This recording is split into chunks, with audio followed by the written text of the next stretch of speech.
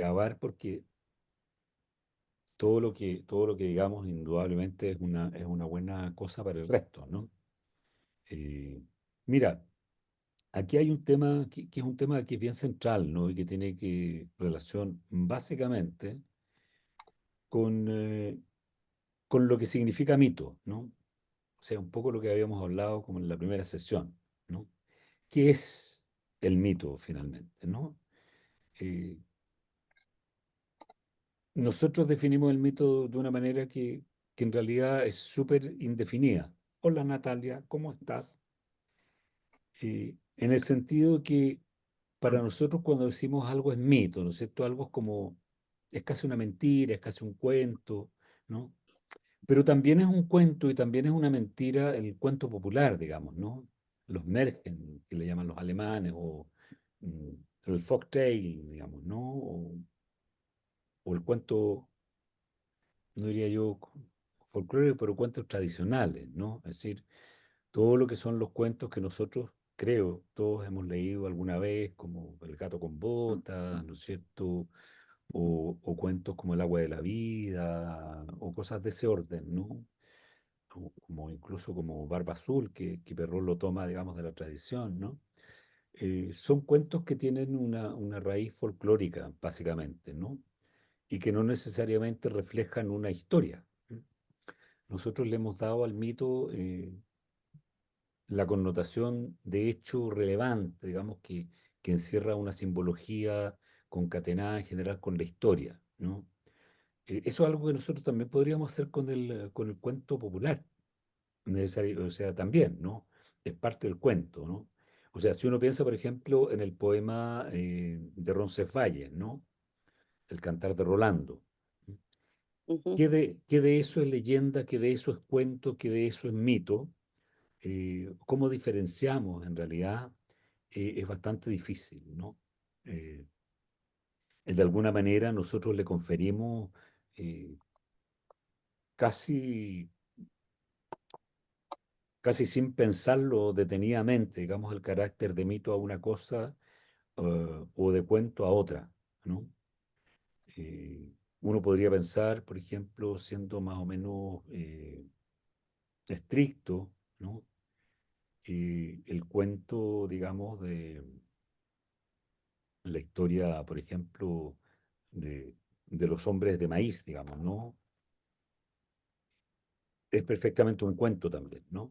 Es decir, en el cuento popular siempre está lo fantástico y siempre está la solución fácil, también, por otro lado, ¿no? Hay ciertos elementos encadenantes de la historia que son más o menos similares, ¿no?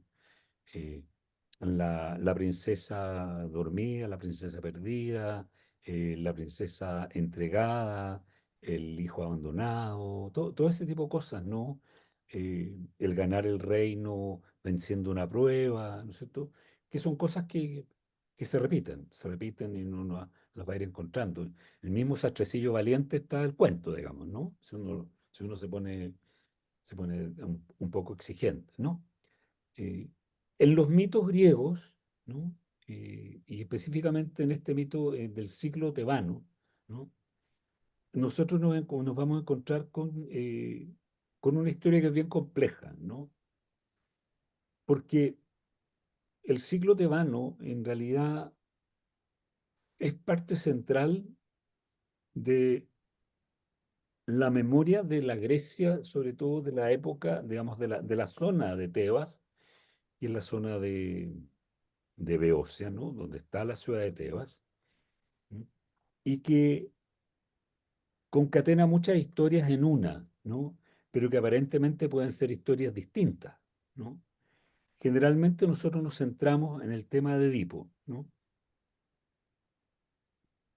Y todo gira en torno a Edipo, ¿no?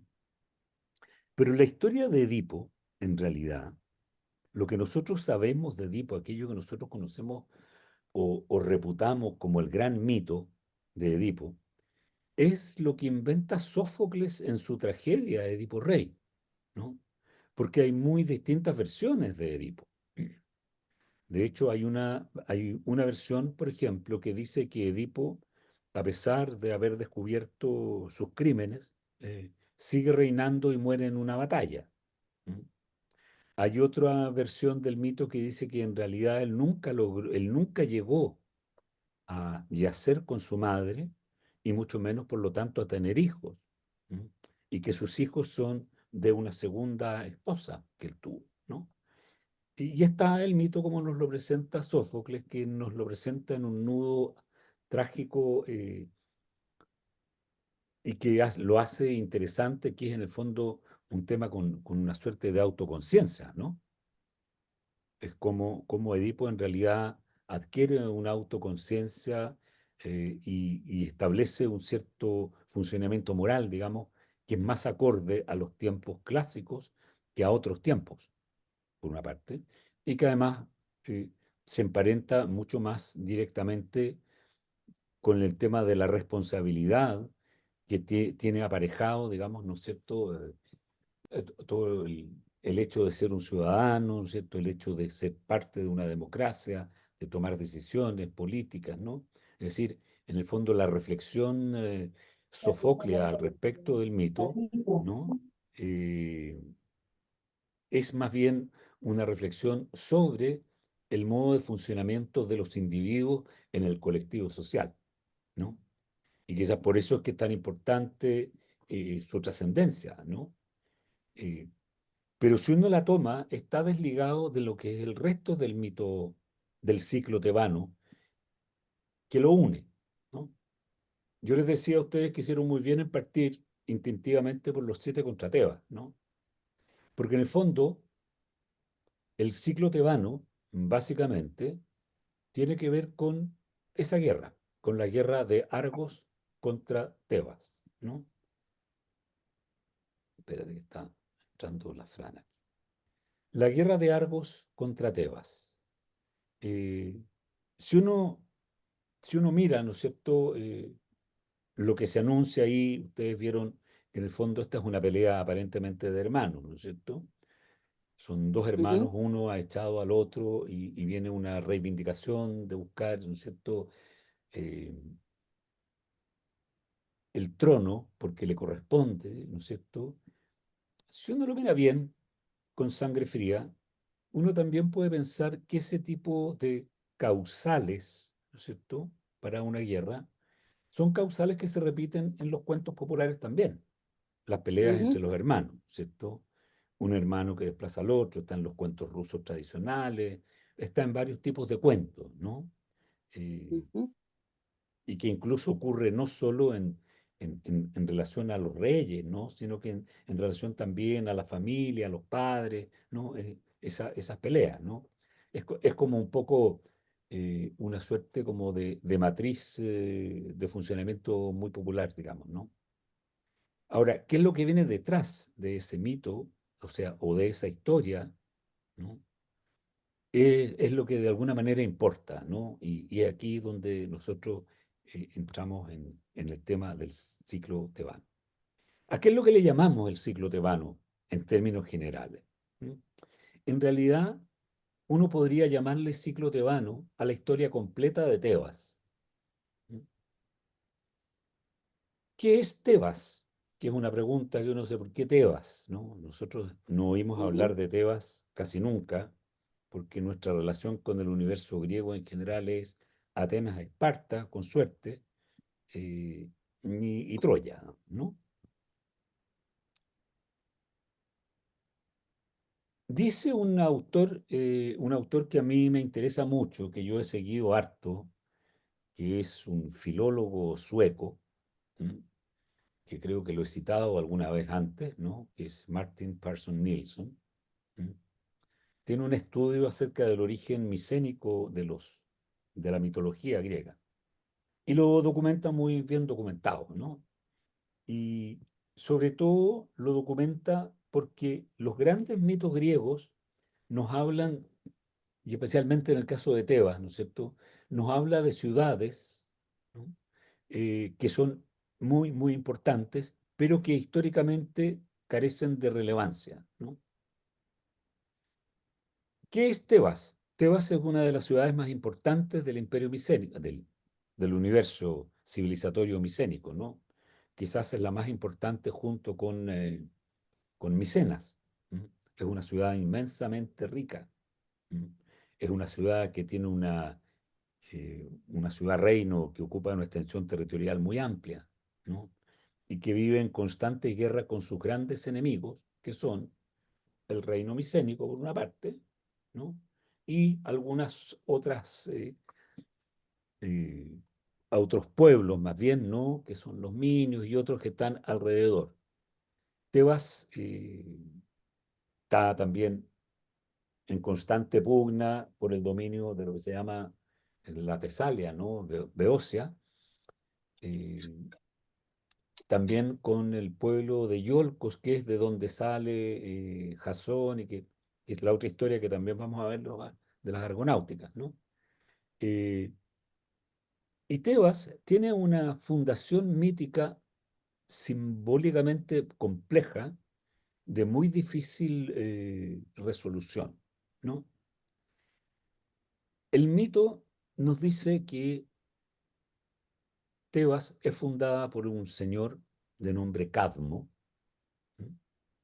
Fenicio de origen, hermano de Europa, que es una ninfa raptada por Zeus, ¿no es cierto?, que se convierte en un toro y la rapta de las costas de Fenicia, de Tiro, concretamente, y se la lleva a Creta, ¿no?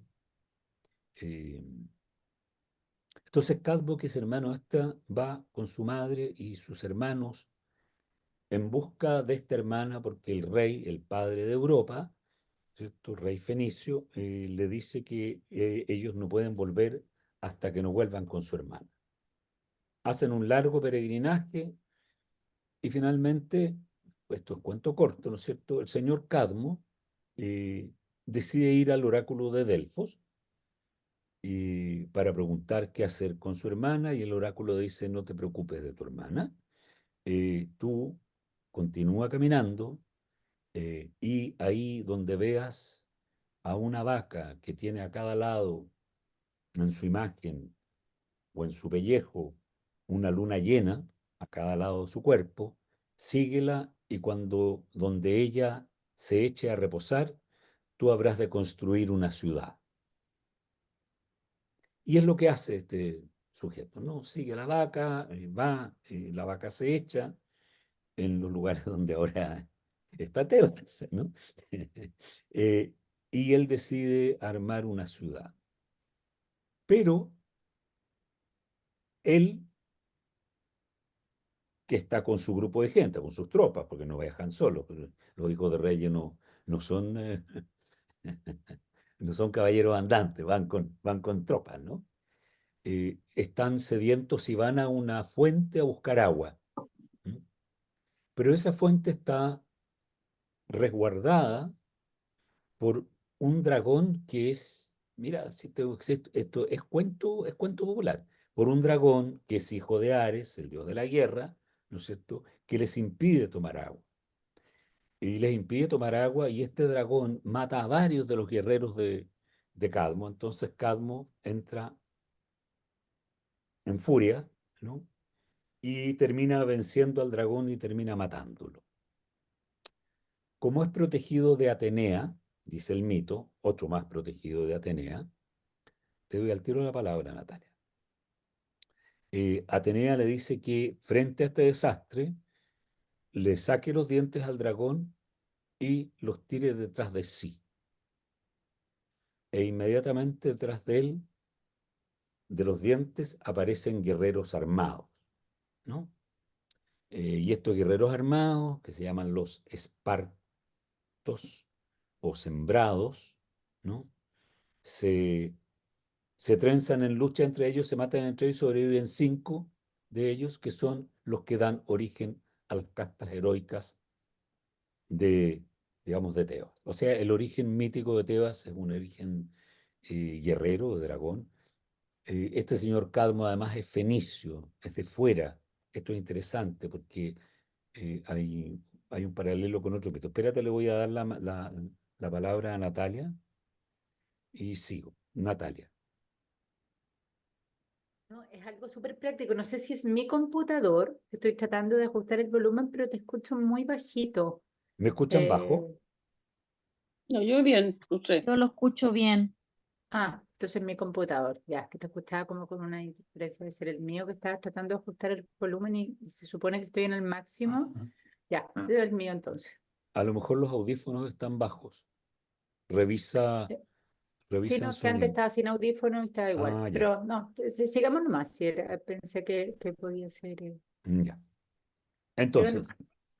hay un Ujú. paralelo, y que esto es bien interesante, hay un paralelo también en esta historia con la historia de Argos, ¿no? Y de los dánaos, ¿no? Nosotros, cuando leímos la Ilíada, llamaba, ¿no es cierto?, el poeta a los griegos también dánaos, ¿no?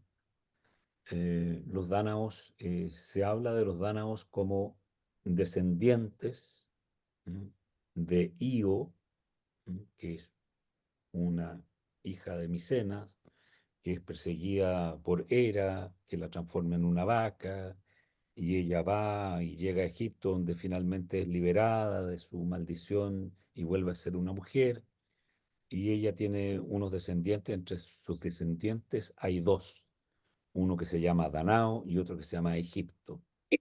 Y estos dos hermanos, y estos dos hermanos lo que hacen en realidad, se disputan el trono, igualmente uno se va para Libia, el otro se queda en Egipto, pero discuten, al fin y al cabo, bueno, cuento corto, Egipto tiene 50 hijos y Danao tiene 50 hijas. Y entonces para ponerse de acuerdo, ¿no es cierto?, deciden casar a las hijas y, y las hijas no quieren casarse y Danao no quiere hacer el pacto porque quiere recuperar el reino, etcétera. Y viajan a Grecia, a Argos, y se instalan en Argos porque se reclaman hijos y descendientes de Pélope, porque son descendientes de Io, que es hija de Pélope, etcétera, etcétera. ¿Qué quiero decir con esto? ¿Y por qué llamo la atención este paralelo que me parece importante verlo en cierto sentido? Es que de alguna manera los griegos reconocen a través de estos mitos una cierta procedencia cultural de otros lados, ¿no? De Fenicia por una parte y de Egipto por otra. O sea, hay una relación cultural indudablemente, ¿no? Cadmo también se le otorga el rol de inventor, ¿no es cierto?, del alfabeto. Él lleva el alfabeto, ¿no es cierto?, inventa el alfabeto en griego. Dicen, o sea, hay una serie de discordancias temporales, etcétera. Pero en fin. ¿Por qué es importante Cadmo? Porque en la historia del ciclo tebano, ¿no?, Cadmo es el origen de la dinastía que sigue, ¿no? Cadmo tiene un hijo, este hijo a su vez tiene un hijo, que a su vez tiene un hijo que es Labdaco, que a su vez tiene un hijo que es Layo, que a su vez tiene un hijo que es Edipo, que a su vez tiene un hijo que es Eteocles, otro que es Polínice, una hija Ismena, no, sí, una hija Ismena y una hija Antígona, ¿no? Eh, y llegamos hasta ahí, ¿no? O Eh, sea que Cadmo es chosno de Edipo. o sea, tengo aquí, claro, chosno de Edipo, bien chosno en realidad. Espérate, en alguna Chosno chos. parte, chosno, chosno, en alguna parte tenía yo todo el mono, porque lo tenía por aquí. En el libro que tú compraste hay un mapa atrás de familias. Se me quedó al otro lado. Pero es más o menos así, ¿no? Labdaco creo que es nieto de Cadmo y luego Cadmo, ¿cierto? Va. Luego Labdaco tiene como hijo a Layo y Layo engendra, ¿no es cierto?, a Edipo. Es una historia de maldiciones en esto, ¿no? Porque en el fondo las sucesiones en Tebas son complejas, ¿no? Eh, Cuando Labdaco le toca asumir el poder, Labdaco es menor de edad, tiene un año, ¿no? Ah, ahí lo tenéis, ya. Eh, tengo que ponerlo entero. De ponerte entera. Eh, pero el que está hablando soy yo, así que no. El orador, a ver, ¿qué es lo que dice el orador? Anclaje, anclaje. Anclaje, vamos a anclarte. Ya, Anclar a la Fran. claro. Eh, en ese, Mademoiselle, mademoiselle, tu peux l'envoyer. no, vaya, entre estos, en estas historias de sucesiones, ¿no es cierto? Como al que le corresponde el trono es menor de edad, viene, ¿cierto? Una, uno de sus parientes que es Nicteus, ¿no? O la noche, es divertido los nombres, la oscuridad, ¿no? Nicteus, que se hace cargo del reino, ¿no es cierto? Y bueno, hay una serie de, no quiero entrar en el detalle porque es más o menos largo, digamos, y nos desvía un poco de hacia dónde vamos, ¿no? Pero entre estos están, ¿no es cierto?, dos héroes que son hijos de una sobrina, ponte tú, ¿no?, de Cadmo, eh, que es seducida por Zeus convertido en sátiro, ¿no? Y que da a luz dos hijos que son Seto y Amnón, ¿no?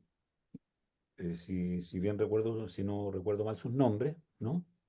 Eh, que se quedan un rato con el reino, expulsan, ¿no es cierto?, a Nicteus, ¿no? Y son los que construyen las murallas de Tebas, en fin.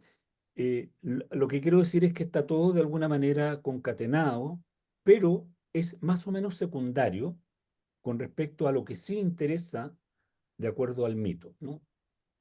El mito en realidad son dos, finalmente, si uno se pone exquisito, ¿no? Por un lado está un mito que parece tener, ¿no es cierto?, una matriz en un suceso real, cuyo es la guerra de Argos y Tebas o alguna otra ciudad del Peloponeso con Tebas, ¿no es cierto?, que es una guerra feroz, ¿no? Si ustedes leyeron efectivamente, ¿no es cierto?, los siete contra Tebas, se van a dar cuenta que el discurso, ¿no es cierto?, los discursos son terribles, ¿no? Y que quienes lideran, ¿no es cierto?, estas tropas son personas que son héroes muy connotados y que van a marcar tendencias hoy en día, ¿no? En el sentido de que está Anfiarao, que es un héroe que es muy reputado como adivino y como médico, ¿no es cierto?, que es tragado vivo con su carruaje por la tierra en un rayo de Zeus, ¿no es cierto? Está un Capaneo que se lanza hacia las murallas, desafiando a Zeus, ¿no es cierto? Diciendo que ni el rayo de Zeus me podrá impedir que yo, ¿no es cierto?, ocupe la ciudad, etcétera, ¿no? Es una visión eh, y nos muestra a unos héroes con un arrojo bastante brutal, ¿no?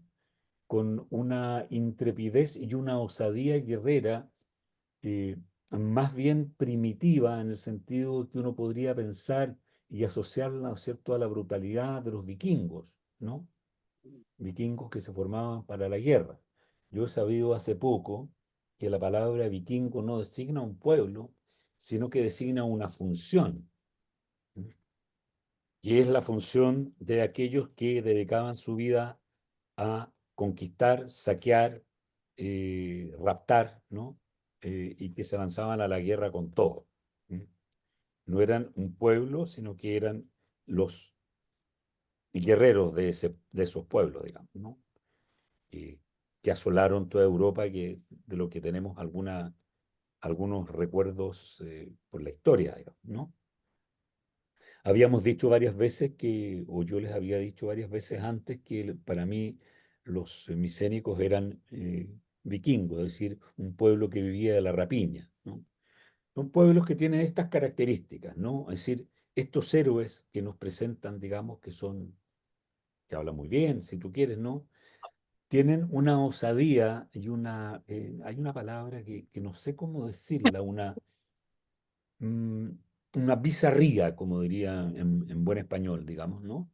Eh, digna de mejor causa, digamos, ¿no? Son realmente fieros. ¿M? No tienen esa delicadeza, ¿m? Más tardía que uno puede encontrar en otros héroes griegos, ¿no? Hay una cierta delicadeza, una fiereza más atenuada, por ejemplo, en ciertos héroes en la Ilíada, ¿no? Diomedes, por ejemplo, ¿no? Que es más un caballero, ¿no? Se intercambia los regalos, dice, no te voy a atacar a ti porque recuerdo la hospitalidad, qué sé yo, ¿no? Eh, son formas un poco distintas, ¿no? Estos personajes recuerdan esa crudeza, ¿no? Ese arrojo sin límite, ¿no? Estaba viendo y me hizo recordar una lectura que estaba haciendo, eh, un hecho bien importante, por ejemplo, que, que recoge al respecto de esta guerra, ¿no? Recoge Eurípides en su obra Las Suplicantes, ¿no? En la cual cuando los cadáveres son recuperados y llevados a Atenas, la mujer de Capaneo, Evadne, ¿m? Se lanza a la pira funeraria. ¿M? Y claro, eso es una costumbre bastante indoeuropea, ¿no?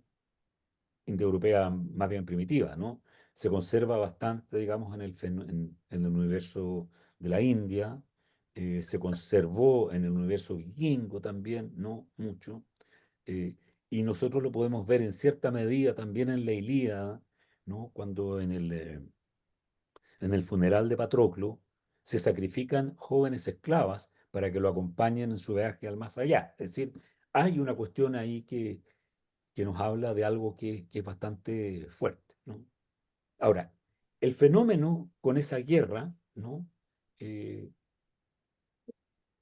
es mucho más trascendental, finalmente, en tanto que mito, que aquello que ocurre con Edipo. Y voy a explicar por qué, ¿no? Tratándose los griegos de un pueblo guerrero, porque son un pueblo guerrero, ¿no? Hay incluso hasta tiempos de Alejandro, ¿no? Son un pueblo muy guerrero.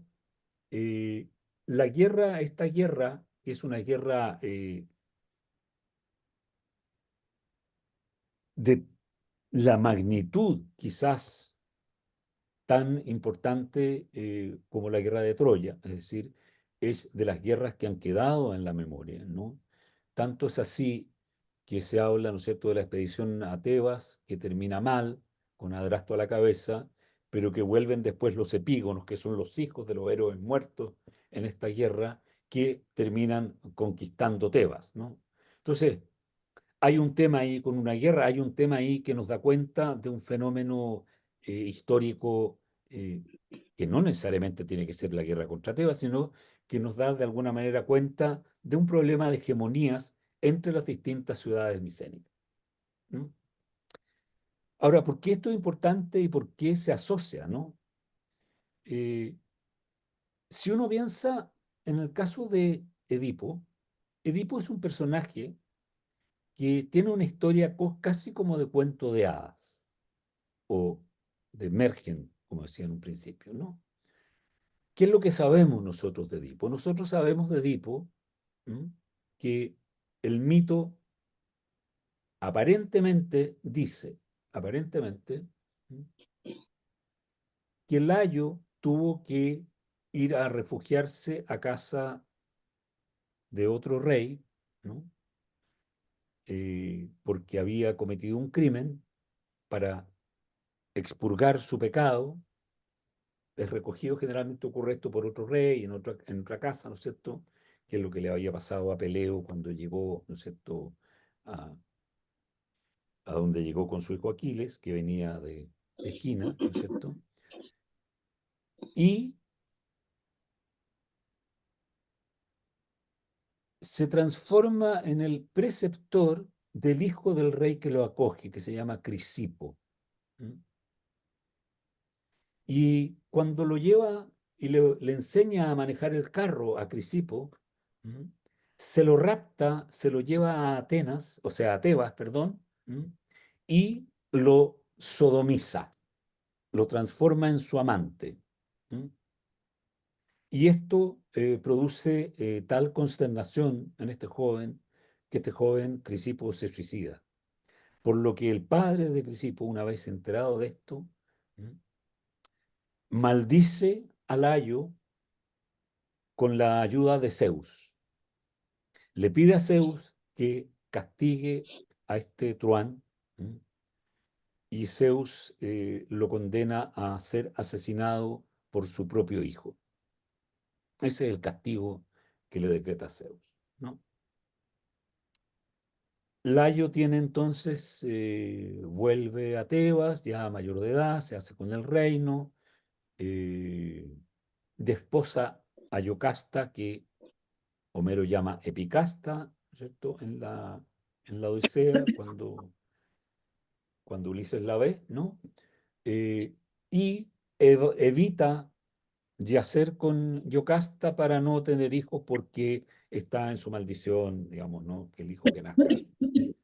Pero cuenta el cuento que una noche borracho, el señor eh, Layo, y ardiendo de pasión, se mete al lecho de su mujer y de esa noche resulta la concepción de Edipo. Por lo que cuando nace Edipo, él inmediatamente dice el mito que a los 3 días él lo coge, le atraviesa los pies a la altura de los tobillos con un fierro, lo amarra y lo entrega a un pastor para que lo lleve a las montañas del Citerón, que es una de las montañas ¿no? Que está cerca del Helicón, ¿no? Que es donde canta, donde las musas le hablan a Hesíodo, ¿no? Con la finalidad de exponerlo. ¿No? Exponerlo significa abandonarlo para que se lo coman las fieras o qué sé yo, ¿no? Pero se apiada en el camino y se lo entrega a un pastor de Corinto. Corinto está al sur de Beocia. El pastor de Corinto lo lleva a Corinto y se lo entrega, todo esto es el mito, y se lo entrega a los reyes Pólibo y Merope, que son los reyes de Corinto, que no tienen hijos. Y ellos lo crían como su propio hijo. En una borrachera, cuando ya es un adolescente, uno de las comensales en la borrachera le dice a Edipo que él no es hijo de Merope y Pólibo, que él es un adoptado. El inquieto se acerca a sus padres, ¿no es cierto? Y sus padres le confirman y le reafirman que él es en verdad hijo de ellos y lo tranquilizan, aparentemente. Pero no tranquilizado, él decide ir a, al oráculo de Delfos a preguntar y asegurarse quién es su madre y quién es su padre. Él va al oráculo de Delfos, pregunta y recibe por toda respuesta una evasiva. Él pregunta concretamente, ¿quién es mi padre y quién es mi madre? La respuesta que se le da es, no vuelvas a tu casa porque yacerás, matarás a tu padre y yacerás con tu madre. De aquí en adelante lo que nosotros sabemos es lo que nos cuenta Sófocles, que no es el mito originario, es una adaptación del mito, es la versión sofoclea del mito, pero que por alguna razón se transformó en el mito canónico. Tal vez porque se ha perdido todo el documento que era el documento de la Tebaida, que era el poema, digamos, equivalente a lo que era eh, la Ilíada, ¿no es cierto? Se pierde y bueno, nos quedamos con ese documento. ¿Qué es lo que nos dice, qué es lo que nos cuenta Sófocles? ¿No? Sófocles nos cuenta, voy a entrar al mito de Sófocles, ¿no? Que este muchacho, eh, al recibir esa respuesta, en vez de preguntar, que sería lo lógico, volver a preguntar, bueno, pero ¿quién es quién, digamos, ¿no? Se vuelve, se desespera y como decía mi abuela, sale para donde está vuelto. Y va, y camina, y camina, y camina, y se encuentra en una encrucijada de camino con un señor que viene en una comitiva en un coche, acompañado por lanceros. Le piden que se haga un lado, no se hace un lado, lo empujan para que se haga un lado, se enoja, se vuelve a enfurecer, ve todo negro, mata a todos menos a uno, que sale arrancando, y que da la noticia en Tebas de que ha muerto, ha sido asesinado el señor Layo por una banda de ladrones. Hasta ahí el mito está bien. Pero hay otra parte del mito que esto parece ser también, y que tiene la estructura de cuento popular, otra vez, que es la historia de la Esfinge, ¿no? Sófocles no nos habla de la Esfinge a nosotros. Hace una mera referencia, ¿no es cierto?, al inicio en el diálogo con el coro inicial, en el Edipo Rey. No me acuerdo si es el mismo Edipo o Creonte una vez vuelto del oráculo de Delfos, en fin. Eh, Está la historia de que supuestamente Edipo, ¿no es cierto?, de que hay una esfinge que asola la ciudad de Tebas, eh, y que no permite que prospere. ¿M? Y la única forma, según los oráculos, es que para que Tebas sea una ciudad libre hay que vencer a la esfinge, pero la esfinge tiene puesta como condición, digamos, para ser vencida, resolver el famoso enigma, digamos, de cuál es el animal que anda en tres, en dos y en cuatro patas, ¿no? Y cuál es la velocidad a la que anda, cuál es la edad en la que anda a menor velocidad. Y Edipo pasa por ahí, ¿ya? ¿No es cierto? Y este es el héroe de los cuentos, digamos. Este es Alibaba, que se sabe, ¿no es cierto?, la fórmula. Este es el joven príncipe que encuentra la fórmula para despistar al dragón y encontrar el agua de la vida, ¿cierto? Etcétera, ¿no? Es la fórmula que encuentra el príncipe Iván para sortear, digamos, las lluvias de fierro calcinante que le envía su hermana bruja, etcétera, etcétera, etcétera, etcétera, ¿no? La peineta que levanta el bosque cuando lo persiguen, todas esas cosas, ¿no? Lo pongo en ese contexto. Y él se encuentra con y la esfinge le hace la pregunta y él le responde el ser humano, el hombre. Y la esfinge se autoelimina. Según algunas versiones, según otras versiones, es Edipo quien, una vez derrotada, la mata. El premio, como en todas estas historias, es la mano de la princesa y el reino. Véase el cuento El agua de la vida, véanse todos esos cuentos, digamos, medievales, europeos de Europa Central, sobre todo, y nos vamos a encontrar con que está ese mismo núcleo, digamos, ¿no? Esa misma matriz. Eh, Ahora, este personaje llama la atención porque en realidad es un personaje al que no le acompañan hazañas.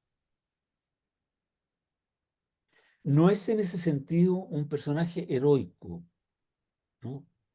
No es el héroe Tideo, ¿no es cierto? No es el héroe Capanea que va arrojado a la batalla, no es el héroe, que no es héroe de París, pero que igual hace su intento de disparar una flecha, ¿no? No es, no es el héroe Odiseo que se enfrenta a los mares, ¿no es cierto?, etcétera. No, no es alguien que tenga tras de sí una hazaña más que haber vencido a la Esfinge. Todo lo demás que se relata de él no son hazañas. O sea, arrancar de la respuesta del oráculo de Delfos no es una hazaña. Ver todo negro y matar a un rey de manera desprevenida porque está loco y además en un acto de soberbia no es una hazaña. Lo que Edipo hace no son hazañas. Edipo es conocido simplemente gracias, ¿no es cierto?, a lo que nos dice Sófocles, gracias a lo que nos dice Sófocles, aparentemente por no poder huir de su destino. Esa es una conversación aparte que la tendremos en otro minuto, o si quieren la tenemos ahora, pero eh, no es alguien en ese sentido remarcable. Sin esa historia del destino, comillas, la historia de Edipo no sería remarcable, ¿no? Es decir, no pasaría de ser una historia de cuento, digamos, llamémoslo de hadas, aunque no sea necesariamente de hadas, ¿no? Es muy probable que este personaje, ¿no?, se haya convertido en algo prominente precisamente por ser un personaje de cuento popular, ¿no? Como se transforman muchos personajes de cuento popular, ¿no es cierto?, en grandes personajes, ¿no? Hay varios casos, ¿no? En Europa se han dado varios casos. Por ejemplo, en el Imperio Bizantino hay el caso de un guerrero de nombre Digenis Acritas, que supuestamente nació en las márgenes del Imperio Bizantino, con las márgenes del avance del Imperio Otomano, ¿no es cierto? Y se cuenta, y hay toda una historia, una gran novela, ¿no? Un poema larguísimo, de más de 3.000 versos, ¿no?, sobre la historia de Digenis Acritas, ¿no? Eh, que también uno puede encontrar eso en un poema como el poema de Alejandro, ¿no?, que se escribió durante la Edad Media, que cuenta, que habla de Alejandro en realidad no del emperador, sino de un Alejandro ya deificado, que hace miles de cosas, ¿no? Que es un personaje finalmente popular, digamos, ¿no? Un poco lo que ocurre con el canto, digamos, con la canción de Roldán, que también magnifica, ¿no es cierto?, un hecho histórico que parece ser que no es muy memorable, porque no está muy consignado históricamente, y lo transforma en algo muy importante, ¿no es cierto?, en una historia eh, que se hace cara al pueblo, digamos, ¿no? Cara en el sentido de Y querida. el Cid, El Cid, pero el Cid tiene más restos históricos, ¿ah? O sea, aparte de la escena del Cid con los leones, por ejemplo, ¿no es cierto? En que doma a los leones, aparte de la escena en que el Cid, ¿no es cierto?, conquista y recupera Valencia muerto sobre el caballo. Sí, hay varios hechos bastante de cuento popular ahí, como el caso también del engaño que le hace a Raquel y Vidas, ¿no? En las cajas con las arenas, que le dice que son tesoros, ¿no es cierto? Son cosas que tienen que ver con el cuento popular, pero hay otros hechos que aparentemente son efectivamente más basados en un hecho histórico, ¿no?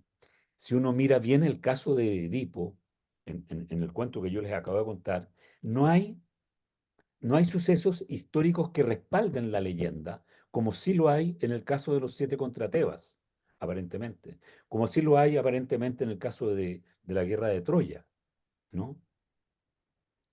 Como sí puede que haya en otros hechos como el viaje de los argonautas, ¿no es cierto?, que, desen- que parten, ¿no es cierto?, desde las costas de Volos, ¿no?, el Golfo eh, de Magnesia, hacia los mares, digamos, Mar Negro, ¿no?, llegando a Cólquide, que es lo que hoy día podríamos llamar Georgia, ¿no? Muchos identifican a Tiflis con Tiblis, de la patria de Medea, ¿no? En fin, que está sostenida en hechos que son hechos que corresponden a una cierta realidad, ¿no? Lo que nosotros sabemos de Edipo en realidad no tiene un asidero histórico. No tenemos cómo, o sea, todas las coordenadas del cuento de Edipo son coordenadas de un cuento, en términos concretos y reales. Su valor, su valor mítico, su valor simbólico, finalmente, es el que le da la obra de Sófocles, el Edipo Rey, en que enfrenta a este personaje, en el fondo, consigo mismo. En el mito, en el mito originario, no aparece en ningún minuto este héroe, este personaje confrontado consigo mismo. Tanto es así que está esa versión del mito en que dice ya, pasó el crimen, reconoció sus crímenes, pero siguió reinando, ¿no? No se saca los ojos, no hace ninguna de esas cosas, ¿no? Sigue reinando. ¿Mm? Lo mismo le dice Yocasta, Yocasta no, Epicasta en este caso en la Odisea, no hace mención al autocastigo de Edipo, ¿no? Entonces, claramente hay ahí un personaje que, como es aparentemente muy conocido, ¿no es cierto?, se le entronca con todos estos sucesos ya míticos, ¿sí? Porque tienen un cierto carácter legendario, ¿no? Que es la descendencia, ser descendiente de Cadmo, que es este personaje que crea la ciudad de Tebas, ciudad que antes de llamarse Tebas se llama Cadmeia o Cadmia, ¿no? De las dos formas, ¿no? Y que da origen a la ciudad de Tebas. Paréntesis, es tan tremendo lo que ocurre con Tebas, que Tebas es un gran tesoro arqueológico. Se sabe que Tebas es un gran tesoro arqueológico, pero es la única ciudad de toda Grecia que se siguió construyendo sobre sí misma y la ciudad actual está encima de la ciudad antigua. Entonces, entrar a excavar significa destruir la ciudad actual. O sea, hay varios arqueólogos que plantean hacer túneles y qué sé yo, pero es muy difícil. ¿Mm? Lo interesante como fenómeno, es decir, una ciudad, porque Atenas se ha podido excavar. O sea, Atenas no está encima de la Atenas antigua exactamente, está un poquitito corrida. ¿Mm? Tebas se ha estado constantemente siempre sobre Tebas. Interesante. Entonces, bueno,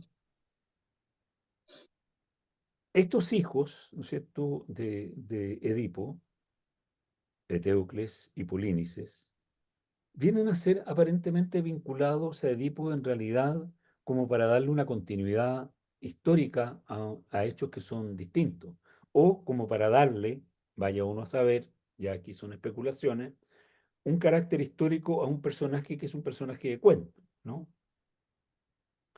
Eh, que es un personaje de ficción, que a lo mejor se puede ver basado en un personaje real, pero que no tiene no tiene, yo insistí en eso, no tiene peso histórico, ¿no?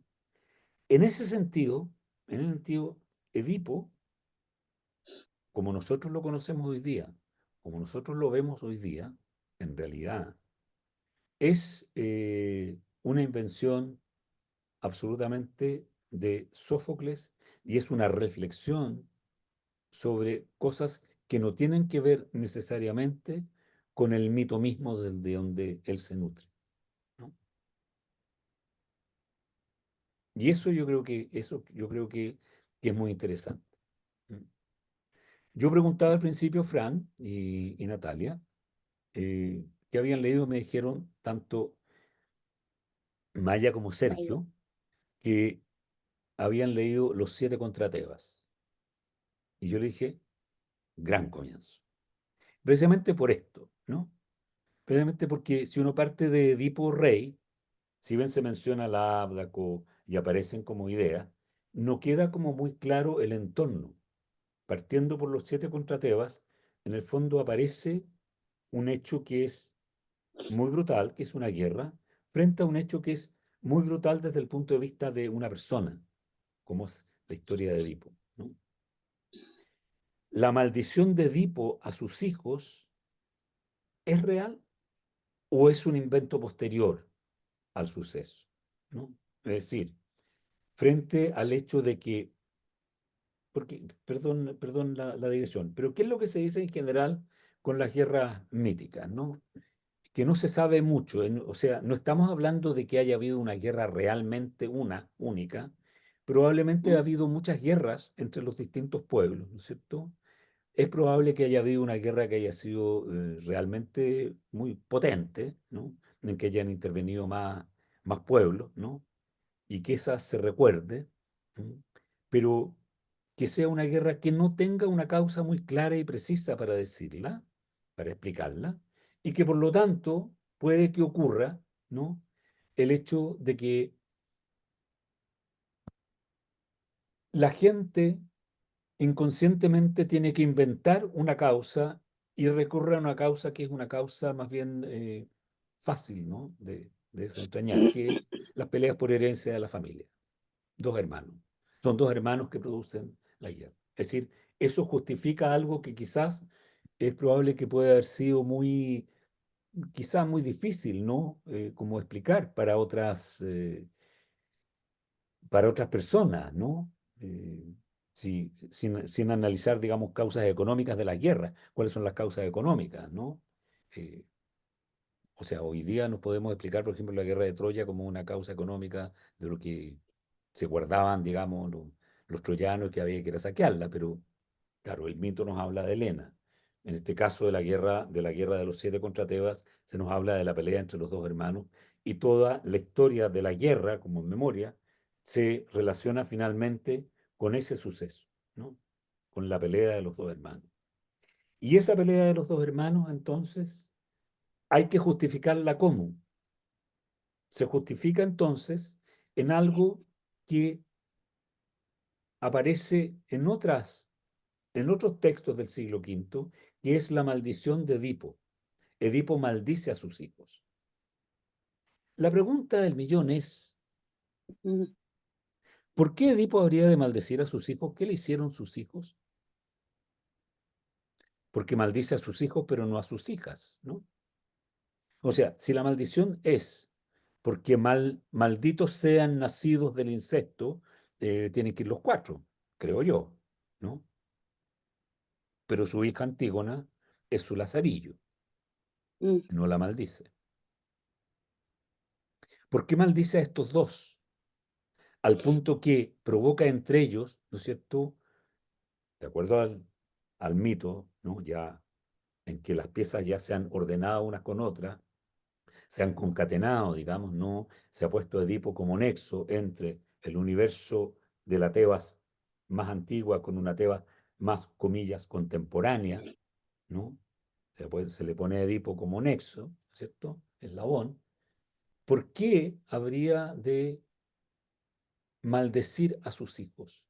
Al punto que la maldición consiste en que se provoquen mutuamente la destrucción. ¿Qué le hicieron?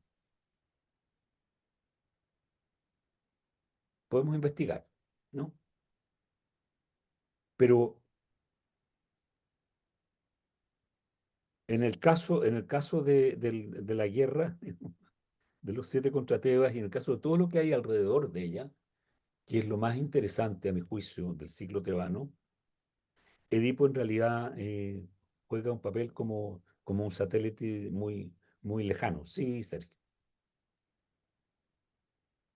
No, no sé, no me acuerdo ahora en qué parte leí que parece que los hijos repudiaron a Edipo.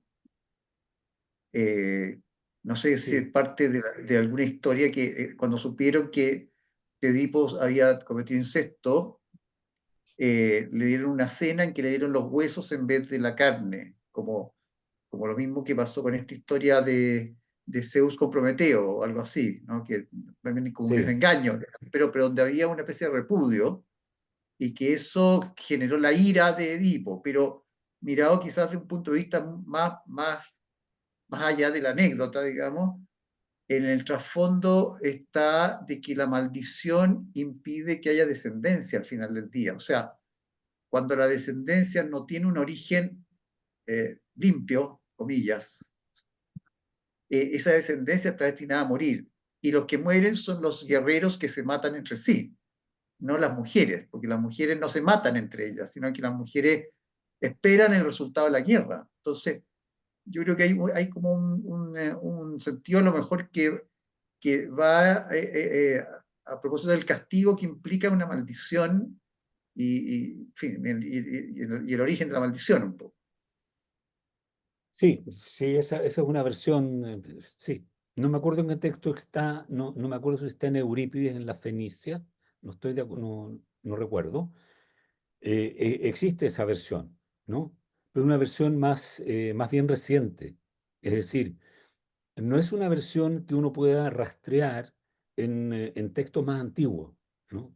O sea, es como un poco mutati mutandi lo que pasa con Edipo, ¿no? En la obra, digamos, de Sófocles, ¿no? Lo que cuenta Sófocles en su obra no aparece como vestigio en ninguna otra parte, ¿no? Entonces, o si aparecen algunas ideas, no, quien arma el mito y le da coherencia en ese caso es Sófocles, en el caso de Edipo hasta la sacada de ojos y la partida de Tebas, ¿no? Lo de los hijos, sí, está bien, lo dice Esquilo, ¿no? Por la maldición de Edipo que los hermanos, ¿no es cierto? Lo dice Creonte también en su minuto en la Antígona, ¿no? Porque maldijo a Edipo, ¿no? Etcétera. Hay una referencia, pero son referencias del siglo V. Y, y esto viene de mucho antes, porque nosotros oímos hablar, ¿no es cierto?, de Edipo en la Odisea, que es del siglo VIII. ¿Mm? Eh, También se le menciona en algún minuto, si no me equivoco, en la Ilíada, cuando se habla de los que son los hijos de los epígonos, ¿no es cierto?, que vienen a la guerra. Diomedes, que es hijo del epígono que conquistó Tebas, cuando los hijos de Edipo, etcétera, ¿no? Pero, pero no está claro cuál es, digamos, la maldición, ¿no? Eh, los hijos de Edipo, Eteocles y Polínices están vinculados a un hecho histórico o, o supuestamente histórico, ¿no? O que podría tener un sustento histórico, ¿no? Que es una guerra y están confrontados, ¿no? Eh, Edipo no está en ninguna guerra. Se dice que murió en una batalla, quizás. A lo mejor sí. A lo mejor hubo un Edipo que murió en una batalla, ¿no? Contra los Minios, por ejemplo, ¿no? O contra los Teleboes, ¿no? Que son, o Tafios, ¿no? Pero no hay nada tan fehaciente en ningún texto al respecto, ¿no? Son menciones, ¿no? Entonces, ¿cuál es la probabilidad? La probabilidad es que Edipo, ¿no es cierto?, la historia de Edipo sea un cuento muy generalizado, muy aceptado, ¿no es cierto?, ¿no? Y por lo tanto sea fácil concatenar distintos mitos con cierta trascendencia a esta historia y darle una unidad, darle una continuidad en el fondo a dos cosas, ¿no? La fundación de Tebas con Cadmo y una línea sucesoria hasta, ¿no es cierto?, una guerra entre Argos u otros pueblos y Tebas que ocurre poco antes del fin de la sociedad micénica, porque ocurre una generación antes de la guerra de Troya, porque son el padre de Diomedes quien ha estado en la segunda vuelta de esa guerra, digamos, cuando han vuelto los epígonos. Natalia. Em, yo siempre me hago la pregunta de por qué, ¿no es cierto? Em, de por qué quiso el trágico, pensando en Sófocles, ¿no es cierto? Tomar a este personaje. Y tú dices, no hay ninguna evidencia, ¿no es cierto?, histórica sobre la existencia de Edipo. Pero pensando en los elementos que son importantes en la tragedia, ¿no? Uno es la peste. Sí hay referencia histórica sobre la peste, ¿no? Ujú. Y, y la peste, aquí voy con la pregunta, la peste en la tragedia, ¿no es cierto?, está asociada a los crímenes no resueltos, Ujú. al crimen de Estado no resuelto, porque Edipo no solo mata a su padre, sino que mata al rey, o sea, ahí hay un magnicidio, Ujú. del cual la ciudad se hace la loca, ¿no es cierto? O sea, eso es súper llamativo en la tragedia. Edipo entra, ¿no es cierto?, a Tebas después de haber ganado, de haber, digamos, conquistado el desafío de la Esfinge, se le entrega como botín a la reina, ¿no es cierto? Pero nadie se hace cargo de que acaba de ser asesinado el rey en un cruce de caminos. El rey iba con una comitiva, o sea, es evidente que nadie se puede haber confundido sobre su condición de al menos un hombre muy noble, si es que no el rey, ¿no? Y entonces es evidente también que tanto Edipo como Yocasta sabían de su condición. Él, de alguien que lo doblaba en edad, Yocasta, es imposible que haya tenido una vida sexual con él como para tener 4 hijos y no haberle visto los pies atravesados por el cepo, ¿no? O sea, el tema del hacerse una sociedad, no hacerse cargo de los crímenes cometidos y de los crímenes históricos, ¿no es cierto? Una sociedad que no se hace cargo de la memoria. Entonces, y cuyo síntoma es el miasma y la peste que sale a la luz, ¿no? Entonces, ¿a qué periodo histórico podría estar aludiendo bajo el nombre de Edipo? Que tu pregunta es súper interesante y de bastante difícil respuesta, ¿no?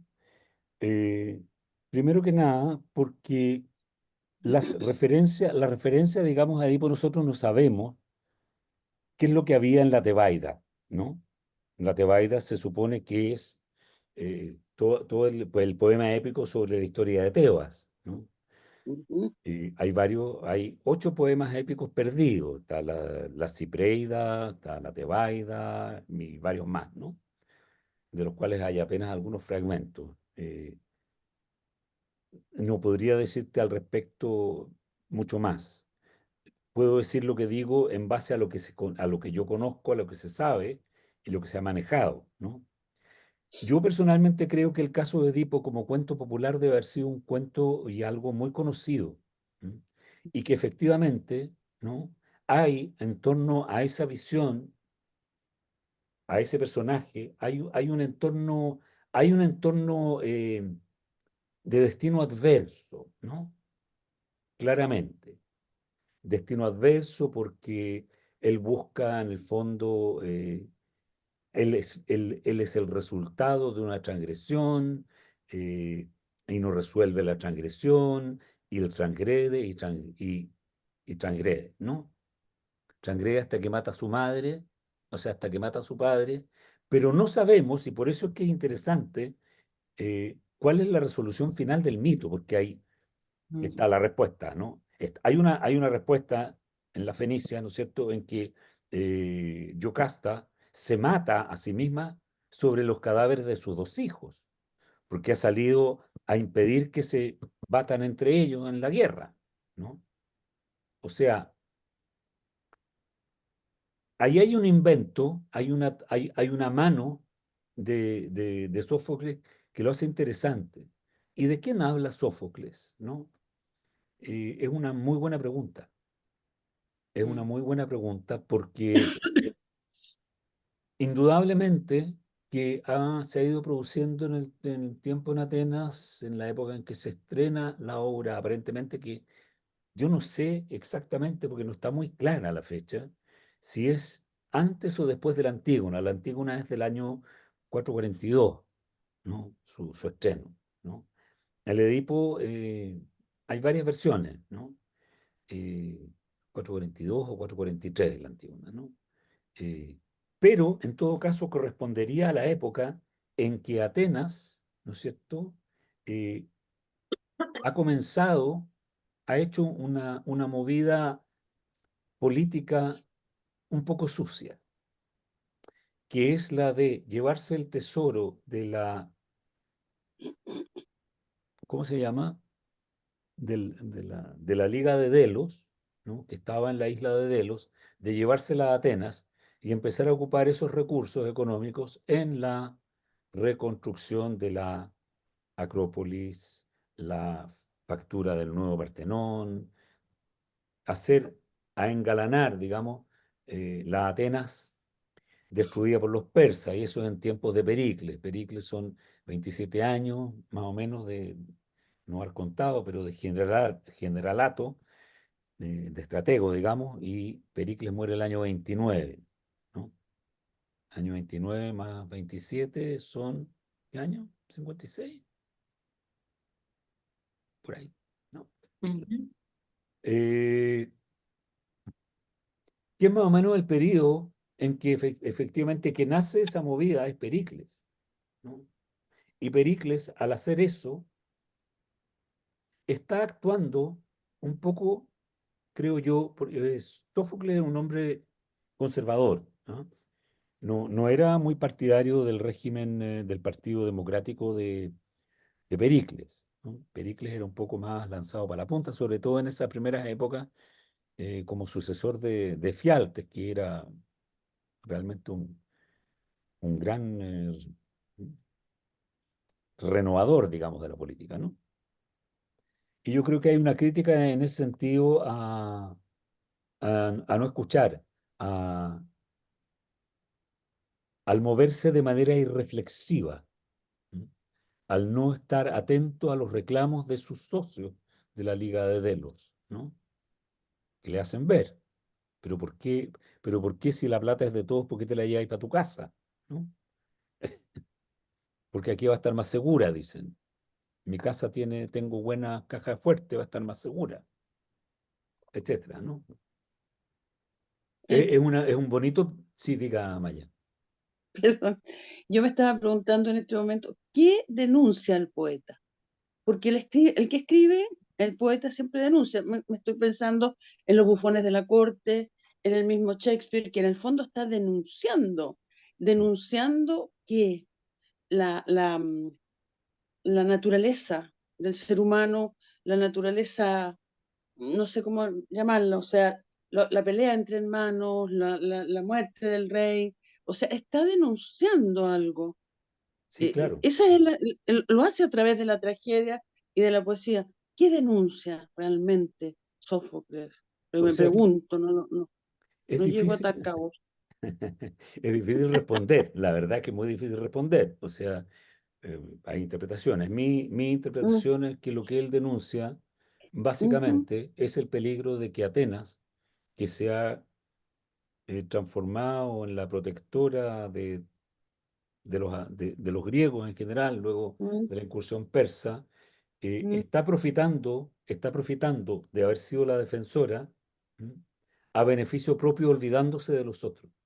Es decir, ya, cuando se crea la Liga de Delos y se crea una caja común, se crea una caja común para mantener una flota que patrulle el Mediterráneo Oriental, eh, a modo de prevención de las incursiones de los barcos persas, ujú, para que no los tomen de sorpresa. ujú, Y Atenas logra hacerlo, ¿no es cierto? Y los países, las ciudades que no pueden dar plata ponen sus barcos, ¿no es cierto? Y se mantiene una flota. Que... Pero Atenas comienza a usar esa primacía para beneficio propio. ujú, Comienza a instalar su comercio, a manejar el comercio en el Mediterráneo ujú, Oriental, se aventura hacia Occidente, hacia Italia, hacia Magna Grecia, ¿no es cierto?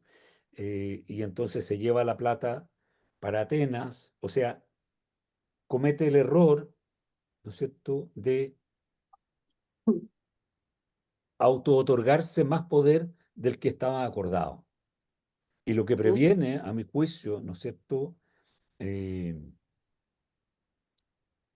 Sófocles, es el actuar irreflexivo, ya, porque lo que ujú, hace, lo que Edipo, o sea, lo que Edipo, de acuerdo a la obra, a mi juicio hace, es que él no es que tenga una maldición de los dioses, que está el destino, no. Él es irreflexivo. ya, Él no actúa, o sea, él se va para donde está vuelto. ujú, En vez de preguntar y decir, yo quiero saber, en una sociedad, ¿no es cierto?, como la ateniense del siglo V, en que lo que está primando en la plaza pública son los pensadores que dicen pensar, pensar, buscar la verdad, ¿ah? Insistir en saber, ¿no? Un personaje que aparece y dice, me dijeron esto y ya, y me vuelvo loco y parto corriendo para donde estoy vuelto. ¿Mm? Es cierto que es Ujú, una caricatura de lo que estoy haciendo, pero en el fondo es lo que hace. Es decir, él no se ujú, detiene a preguntar, bueno, ok, sí, perfecto, gracias, oráculo, pero ¿quién es mi papá y quién es mi mamá? ¿Cómo se llaman? Él no pregunta eso. Él pierde los ujú, estribos antes de tiempo.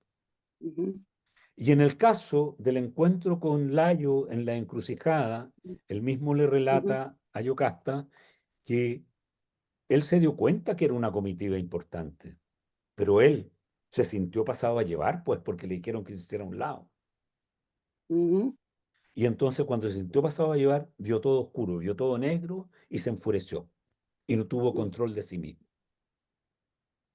Y por eso actúa como actúa, se lo dice a Yocasta en ese diálogo, no ujú, con ella. Entonces, Sófocles nos está hablando, en el fondo, a mi juicio, de que, ojo que nuestras acciones tienen que seguir siendo acciones reflexionadas, pensadas, en y tienen política, consecuencias. en la ciudad, que todo tiene consecuencias. Ah, O sea, que el problema de la libertad ujú, requiere de ujú, responsabilidad, no es llegar y ujú, hacer. ujú, ujú, Lo que está haciendo Pericles en ese momento está empujando a Atenas a lo que finalmente llegó. O sea, Atenas, ya me estoy desviando un poco, pero Atenas llegó en el año 415 antes de Cristo a pensar de la mano de Alcibíades que en realidad había que ir a Sicilia, apoderarse de Sicilia, porque en Sicilia además había mucha plata. O sea, ya eh, una rebasando en el ambición. fondo, claro, rebasando el límite de la justa mesura, ¿no? La democracia ateniense se funda en la idea de la mesura que establece Solón. Solón dice todo en su Ujú, justa medida. Tanto así que prohíbe los funerales con llorona, prohíbe la ostentación. O sea, en Solón, entre las leyes de Solón está prohibida la ostentación. En cualquier sentido, la ostentación del dolor, la ostentación de la alegría, de la riqueza o de la pobreza. No se ostenta. Entonces, Oye, dígame. no, perdón, te interrumpí. Otra cosa que me llama mucho la atención, el papel de las mujeres. Las mujeres son las del coro y las mujeres son las que aparentemente son las que, como la voz de la conciencia de estos varones, que claro, tienen que defender el reino, tienen que cumplir un papel que les corresponde, pero las mujeres siempre están en el coro, siempre le está diciendo como que le está llamando la atención, como que no lo haga. Tanto que al final él se molesta, váyanse mujeres para la casa, una cosa así. Eh, Son como la voz de la conciencia y pienso un poco que también hoy día es eso un poco. ¿Y por qué la voz de la conciencia? Porque las mujeres tenían la prole y tenían que defender la prole. Entonces, todas estas guerras que se le venían encima, ellas decían, ¿qué vamos a hacer? ¿Dónde? Interesante lo que el coro va diciendo y que lo ponga en boca de las mujeres. Lo que hablaban, pero no las tienen bien consideradas tampoco. Son como molestas en sus miedos. Estos miedos que les dicen, oye, pero ten Mm, cuidado, porque ¿qué vamos a hacer? Van a pasar por la puerta. Claro, las mujeres necesitan, como te dijeron, un refugio. Y estos guerreros van mm. a la batalla. No sé, me interesa el problema de que cómo se ve eso. No sé si lo pensaron ustedes así. Tú, Sergio, que te Um, metiste en esta cosa de los siete de Tebas.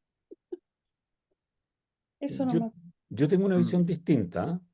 Yo tengo una ¿Sí? visión, sí, yo tengo una visión distinta. Estoy de acuerdo en principio en lo que dices, ¿no? Mm, Pero las tragedias en general tienen distintos coros. En este caso sí, son las mujeres. Son las ujú, mujeres, Asquilo prefiere mm, en general coros de mujeres. Tienen en Electra también, que no es Electra, sino las Coéforas, tiene coros de mujeres, ¿no? El coro cumple un rol dentro de la tragedia que es el de ser la voz de la ciudad. Eh,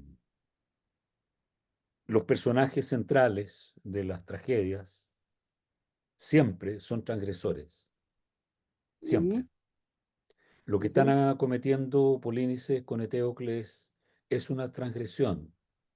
mm, Ambos están llevados fuera de la razón y están llevados por una ambición personal y no por las necesidades del pueblo.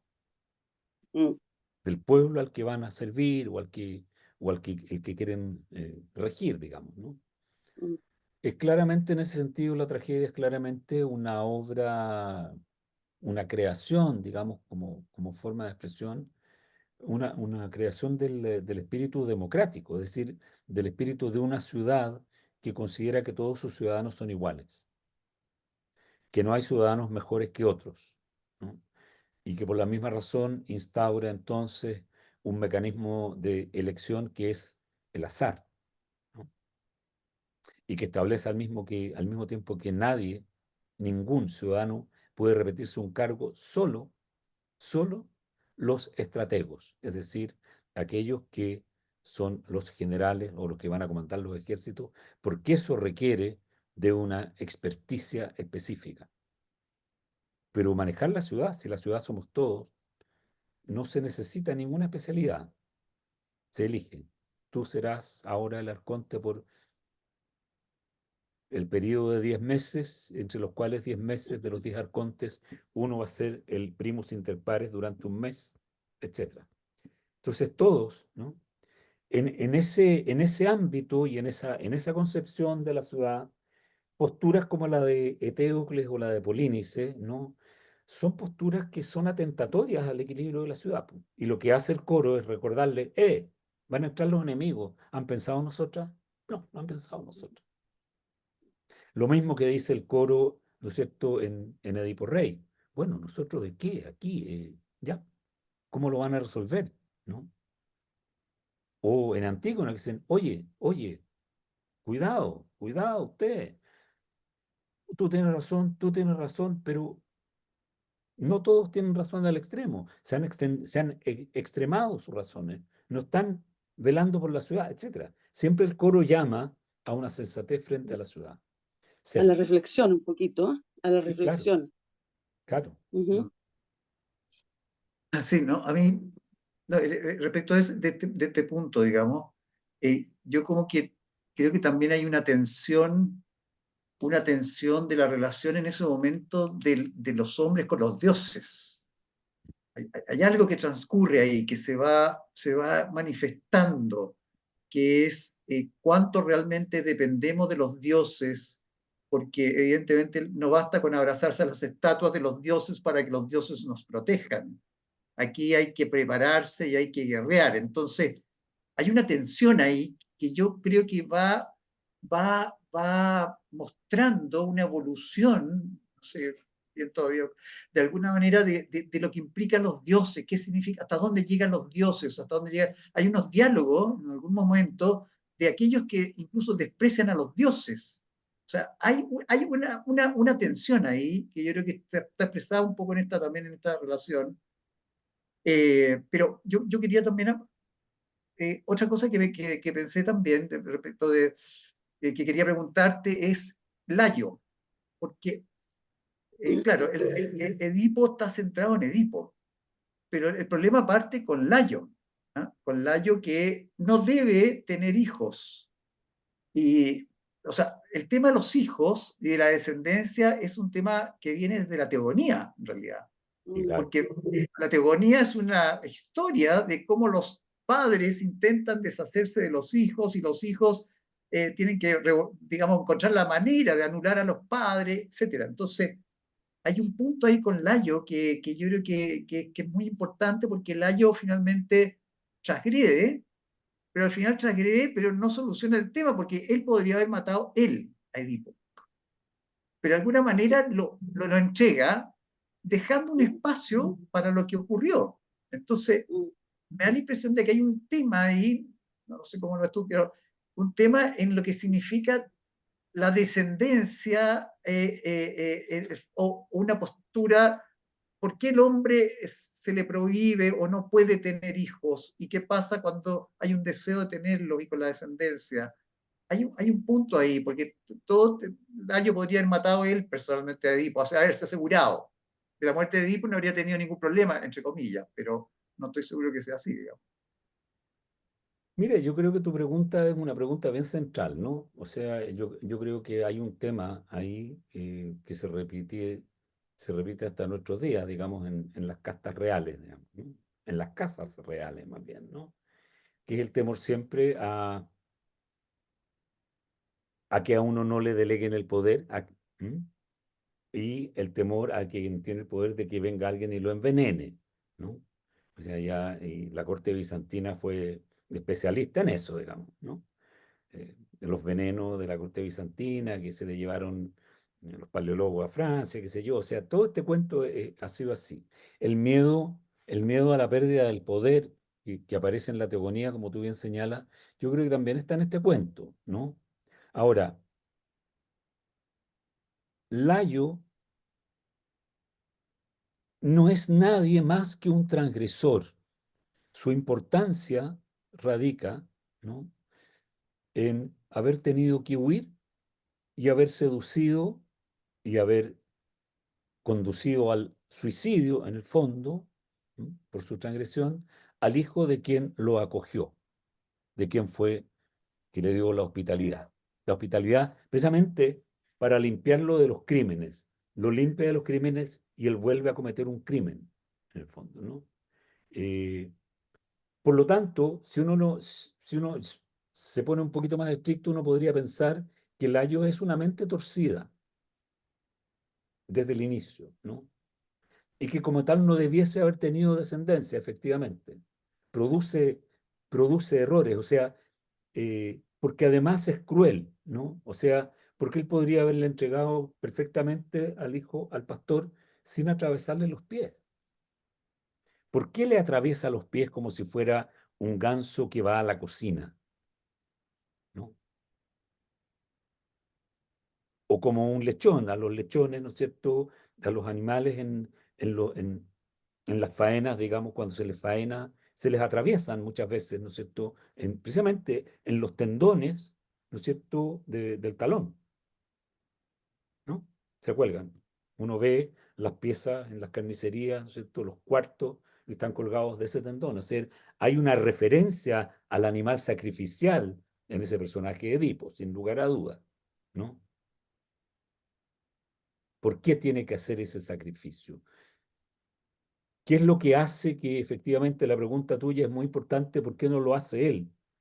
Y ahí sí, en ese cuento, ¿no es cierto?, en esa primera parte del cuento, hasta la entrega de Edipo al pastor o la llegada de Edipo a Corinto, habría que preguntarse qué es lo que simboliza y cuál es el origen, digamos, qué es lo que está detrás de esto. Porque se repite en cierto sentido el mismo esquema. Cronos se traga una piedra, Mm, ¿cierto? Se traga una piedra y aparece este niño y se lo llevan a Creta. Y lo crían en Creta alguienes que no son. Y después el niño vuelve, no a matar a su padre porque es inmortal, pero a derrocarlo. Y en ese paralelo, ¿no es cierto?, Edipo, no puede hacerlo, Edipo vuelve, sin saber que vuelve, no a derrocar, pero a recuperar lo que, por comillas, derecho natural, cierre comillas, le correspondería, que es la herencia del trono. ¿Qué es lo que Cronos y Urano no quieren hacer? Cronos no quiere entregar el trono. Por eso se come a sus hijos. Pero yo creo que en eso hay un simbolismo que va más allá del ayo, ¿no? Y yo creo que es muy buena tu pregunta porque es un tema para darle vuelta, ¿no? mm. Para darle vuelta en serio. Natalia, no se le escucha. Sí. No, una cosa cortita de cómo se repiten en los textos fundantes, ¿no? El tema del poder de la rebelión, porque es lo mismo que la Biblia, ¿no? La Biblia también está la rebelión de los hombres contra Dios, ¿no es cierto? Es el mismo esquema. Claro. Los hermanos que se pelean entre ellos, Caín y Abel, y uno mata al otro, ¿no es cierto?, por la conspiración del poder. O sea, todos los primeros poemas repiten el mismo esquema, ¿no? Todos los textos fundantes, con ligeras variaciones, pero todos repiten el mismo discurso de la rebelión contra el poder de un padre fundante, llamémosle como queramos, Gilgamesh, Dios, Zeus, pero el esquema es el mismo. El esquema es el mismo, tú lo encuentras en los Marco, gnósticos también. también, o sea, es un relato que tiene pequeñas variaciones o grandes variaciones, pero esquemáticamente es el mismo, ¿no es cierto? De la rebelión contra el poder. Y con ese gran tema de la herencia. Entonces, son todos los relatos fundantes de Occidente tienen esa similitud con sus diferencias, claro, pero y eso es muy interesante. Porque Claro, aquí también. quizás eso sea lo que le confiere a la obra de Sófocles el valor eh, simbólico tan potente que tiene, ¿no? Porque finalmente lo que hace Sófocles es redondear una historia que está más o menos hirsuta, dispersa, ¿no? La redondea, le da una redondura, ¿no? La hace un todo que se explica en sí mismo, ¿no? Eh, con todos los componentes políticos, sociales, psíquicos, etcétera, que uno pueda dar, o que en el fondo es una cuestión tan redonda que uno puede seguir interpretándola, ¿no? O sea, tanto es así que pasa a ser como un, un ser paradigmático, un personaje paradigmático de algo, ¿no? Mm. Eh, por algo será, o sea, se transforma en una cosa como un patrón, un arquetipo, no sé cómo llamarlo, digamos, ¿no? Mm. Me cuido la palabra arquetipo, me enseñaron que eso es muy junguiano, pero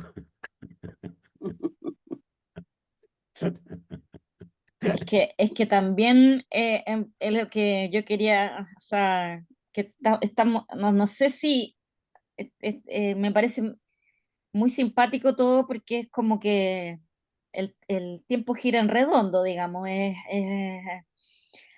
eh, terminamos, podemos después hacer una clase de psicoanálisis con Freud y Jung respecto de cuestiones edípicas, matar al padre, complejo de Edipo, etcétera. Yo creo que el- lo apasionante al final, más allá del mito mismo, es la figura literaria, Mm. es la figura que sirve para explicar fenómenos psíquicos o fenómenos o cuestiones morales o no sé cómo decirlo, de la sociedad. Hay toda una cuestión, una construcción en este particularmente. Yo lo leí en el colegio, Edipo Rey y Antígona, Mm.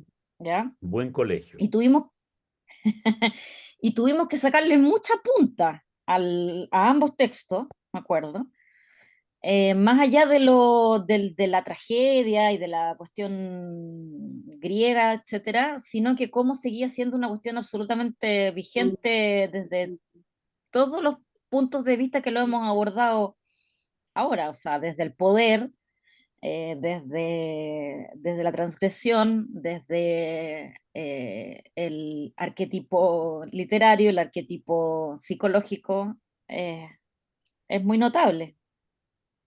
Bueno, eso es lo que lo constituye finalmente, desdiciéndome en cierto sentido, aunque no desdiciéndome, voy a explicar por qué del principio, eso es lo que constituye el caso de Edipo en un mito, es decir, en un entramado de historia y simbolizaciones y repercusiones internas de los individuos que conocen el cuento muy fuertes, muy profundas, ¿no? Es decir, no es una simple historia, la diferencia en el sentido, si bien parte de un personaje que puede ser un personaje de folk tale, o sea, de cuento popular, se transforma y logra transformarse porque va siendo concatenado con otras historias, por una parte, y porque es tomado y redondeado por un autor en un mito, en un mito que nos lleva y que nos, como funciona en general con los mitos, que nos lleva a plantearnos cuestiones originarias, ¿no? Nos plantea una pregunta de manera constante. Yo creo que en ese sentido el valor del mito es ese, ¿no? en que nos plantea cosas originarias, ¿no? O sea, ¿por qué el cuento del agua de la vida no es un mito? Es porque no logra traspasar esa barrera de transformarse en un símbolo que nos persiga como un cuestionamiento para adelante, ¿no? Que sí lo logran ciertos mitos de creación, ¿no es cierto? Como en los mitos del Popol Vuh, ¿no es cierto? O el canto de Gilgamesh, ¿no? Que es una cuestión que, si uno la conoce, te persigue porque hay una simbología detrás, hay muchas capas de lectura detrás, ¿no? El Edipo, como nos lo presenta finalmente Sófocles, tiene muchas capas de lectura. Y en esas capas de lectura que nos presenta Sófocles, debemos y debiésemos añadir las capas de lectura que han ido conformando el mito en tanto que tal, en tanto que ciclo tebano, ¿no? Es decir, la importancia que adquiere también, aunque en los hechos reales puede que no tenga ninguna vinculación, podríamos decir, el hecho de la guerra de los hermanos y lo que deviene después, ¿no? También pasa a tener connotaciones que podrían ir mucho más allá de la simple historia, ¿no? Mm, Entonces, eh, se conforma el mito en tanto que tal, finalmente, ¿no? mm. Como un punto referencial que mantiene su calidad de no transparente. Hay algo que uno constantemente va a buscar desentrañar en eso, ¿no? Mm. Que es la pregunta. Te deja pensando, Te deja te deja pensando, pensando. claro, y te deja pensando y te acompaña ese pensamiento en el Mm, fondo mm, de por vida, ¿no? O sea, claro. si es que uno se mete, ¿no? ¿Qué es, existe o no existe? ¿Cómo Problemas no actúa uno, resueltos. ¿no? ¿Cómo actúa uno en relación a los hechos, ¿no? Que uno enfrenta? Uno actúa de manera impulsiva, de manera no impulsiva. Uno debiese actuar de manera no impulsiva, pero al mismo tiempo uno actúa solo racionalmente y hay otros mitos que te van a hablar de eso, ¿no? Y entonces, eh, en el fondo, el mito te hace, si funciona como tal, te hace posicionarte frente a ti y frente a los otros. Claro,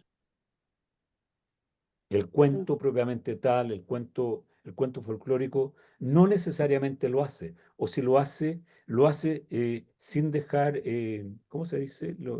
Sin dejar réplicas como los terremotos, digamos, Mm, ¿no? Te mm. terremotea y ya, pero no te queda, cambio, una cuestión como los grandes mitos, te quedan réplicas. Ahí te está quedan- la denuncia del poeta, que te o lleva a la sea, reflexión.